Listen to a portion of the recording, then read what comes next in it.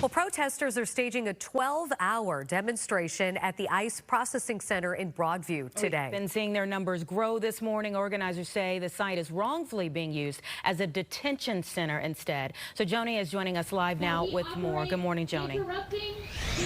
Good morning. They are rallying outside the Broadview ICE detention facility once again. Royal Berg is an immigration attorney. He's with us. He's the original protester. You've been doing this every Friday for decades now. Now there's a new group on the scene. What do you think of this? Well, thank you so very much for being here. We began this prayer vigil December 1st, 2006, and we have been here every Friday.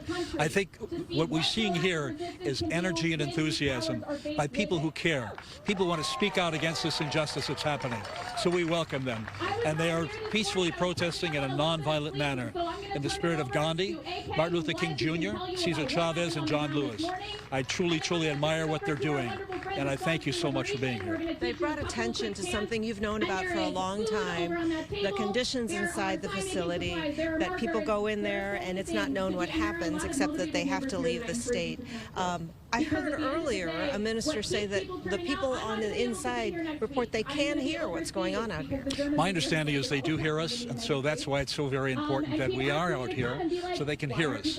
Also, when we see the buses leave, we hold up the image of Our Lady of Guadalupe. We hold up our rosaries so that they know that we're here praying for them and that they're not forgotten, that they do have dignity, and they do have rights. There was a conflict earlier where people tried to put themselves in front of vehicles leaving. Also, the people who are coming to work, they're yelling at them. What do you think of that? Well, I think we have to be very careful.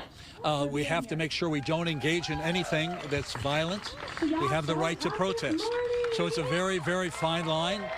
But I encourage the people that are here to peacefully protest, but not engage in any physical confrontation. That is only going to give ICE what they want, and that's a reason to escalate that. What we saw today is a guard, they all came out, I don't know if you got it on camera, but they all came out in combat outfits. One was carrying an AR-15. We do not want to engage in violence that's going to escalate it. We don't want to engage in anything that might bring the National Guard here.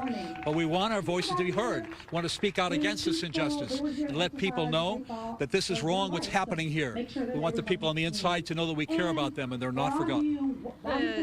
Conditions that they allege, is that true, that people are being held here longer than just being processed without needs? I had a client that was taken into custody on June 4th. That one of the 10 people, she's a woman from Mexico, has an asylum case pending. She received a text to report in to the BI facility in South Michigan. She did so. She thought it was a simple check-in. It was not. She was brought here, held here for 2 days. There's no beds here. She had to sleep on the concrete floor. From there, she was taken to Kentucky, where she's been ever since. So that's what's happening. People are being held here for longer than they're supposed to. Then they're taken to another jail. Some in Kentucky, Louisiana, Indiana, Wisconsin.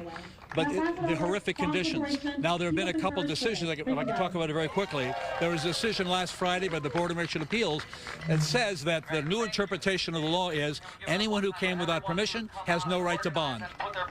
Also, the decision, of course, by the Supreme Court on Monday, that said that racial profiling can be used as a basis to arrest someone, their Hispanic appearance or speaking Spanish.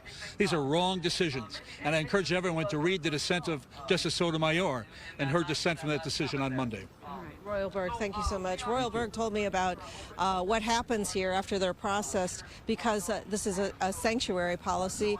They have to be taken somewhere else to be held, as he just described. This protest is going to go on until 7 tonight. Reporting live in Broadview, I'm Joni Long. Back to you.